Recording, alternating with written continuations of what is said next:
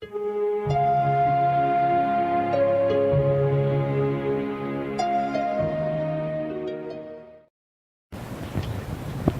I've said before, our neighborhood was a Yankee neighborhood. Only a few Polish families moved in when I was of school age. Well, they moved in there before, but I mean there were a few Polish families around.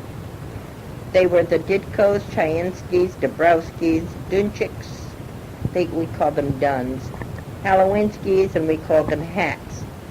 Later, the Snarskis and also Poraks. And our family became the Fisher family, a translation of the Polish Rybka.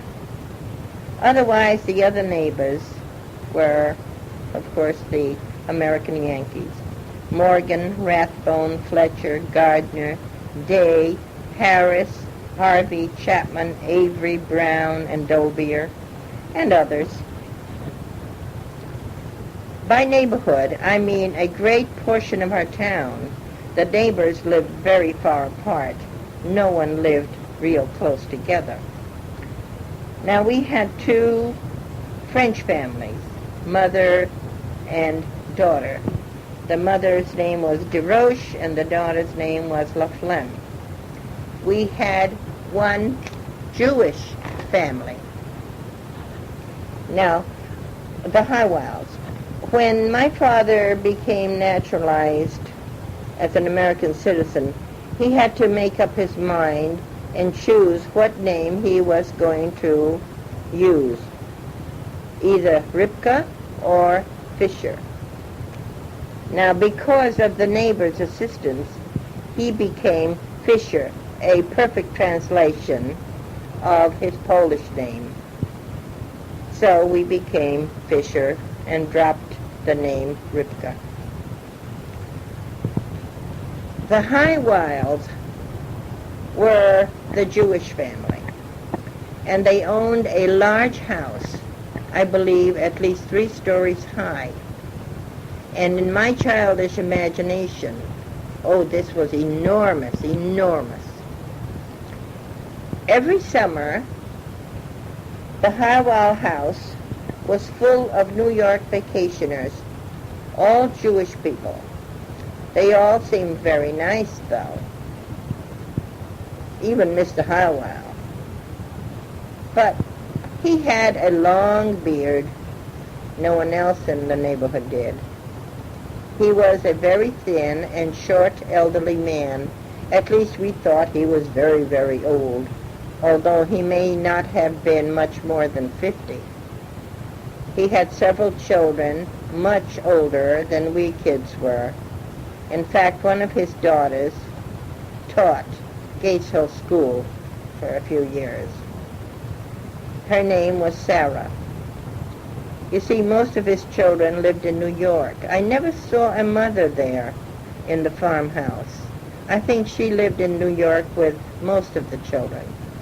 The father usually was alone. Sometimes one daughter came and stayed with him, and sometimes his son stayed with him.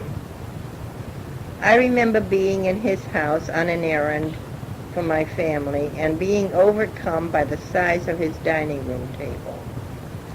I had never seen such a long, narrow, simple wooden table in my life anywhere. To this day, it seems as if it extended from one end of the room to the other. It evidently had to be that long to accommodate his summer boarders. You know, I can't imagine who cared for his house or whoever cleaned it. It was so cluttered, and the table had everything on it, pots, pans, food, boxes, letters, newspapers. Everything he used was on it, even clothes. Some of the older neighborhood boys used to tease Mr. Highwild. We called him Hikey. And at times they made life miserable for him. That wasn't very nice of the boys, especially on Halloween Eve, Mischief Night. One time, the big boys disassembled a wagon and put it together on the roof of his shed. What villains! It wasn't unusual for these boys to move an outside privy to another part of the backyard. Mr. Highwile had an apple orchard near Gateshill School. He had a rough time with the school children, jumping over the fence, climbing the trees, and stealing his apples. I was a culprit too, but I was always very nervous taking the apples. His apples were such a temptation to us hungry kids, especially the juicy tree-ripened Macintosh or yellow delicious ones. We loved them. The irony of it is that we all had apple trees in our own orchards, but we still snitched Ikey's apples. Sometimes, after school hours and the children were on their way home, he stood guard at the entrance of his orchard to chase us away, at best to prevent us from getting in. But he couldn't do that all the time because someone would get into the orchard from the back end of it. This big house that was there is there no more now. It probably would have been considered a historical building had it been cared for. But when the Highwiles sold the property, which was later rented to a family of 3 boys, a father, no mother, it was being continually and slowly destroyed by these ruffians. And ruffians they were. That was the Watrous family. They were rascals. I feared them, even the boys feared them. These kids were mean and nasty and older than any of us. They were such bullies.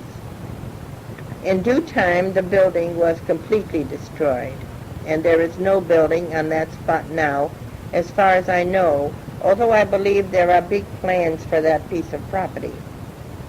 There's a garage and a gas station just across from the spot and on the same property.